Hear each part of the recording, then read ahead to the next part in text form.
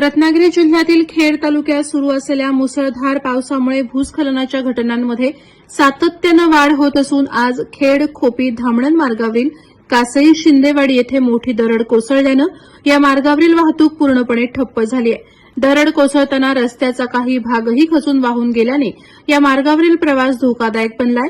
पहाटेच्या सुमारास ही घटना घडल्याची माहिती असून दरड मोठ्या प्रमाणात रस्त्यावर आल्यामुळे दोन्ही बाजूने वाहनांच्या रांगा लागल्या। सुदैवाने या दुर्घटनेत कोणतीही जीवितहानी झालेली नसल्याची प्राथमिक माहिती आहे। मात्र रस्त्याचं मोठं नुकसान झाल्याने वाहतूक पूर्णपणे बंद ठेवण्यात आली आहे। घटनेची माहिती मिळताच सार्वजनिक बांधकाम विभागाचे अधिकारी, कर्मचारी आणि स्थानिक प्रशासन तातडीनं घटनास्थळी दाखल झालं। जेसीबी आणि अन्य यंत्रसामुग्रीच्या सहाय्यानं दरड हटवण्याचं काम युद्धपातळीवर सुरू करण्यात आलंय।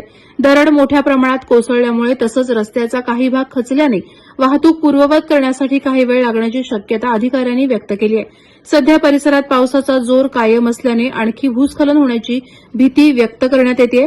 त्यामुळे प्रशासनानं नागरिकांना खबरदारी घेण्याचं आवाहन केलं असून खेड खोपी धामणन मार्गावरील प्रवास टाळून शक्य असल्यास पर्यायी मार्गांचा वापर करण्याचं आवाहन करण्यात आलंय। तसंच संबंधित विभागाकडून परिस्थितीवर सातत्यानं लक्ष ठेवलं जात असून रस्ता सुरक्षित झाल्यानंतरच वाहतूक सुरू करण्यात येणार असल्याची माहिती प्रशासनानं दिली आहे। प्रहार डिजिटलसाठी राकेश कोळी, खेड।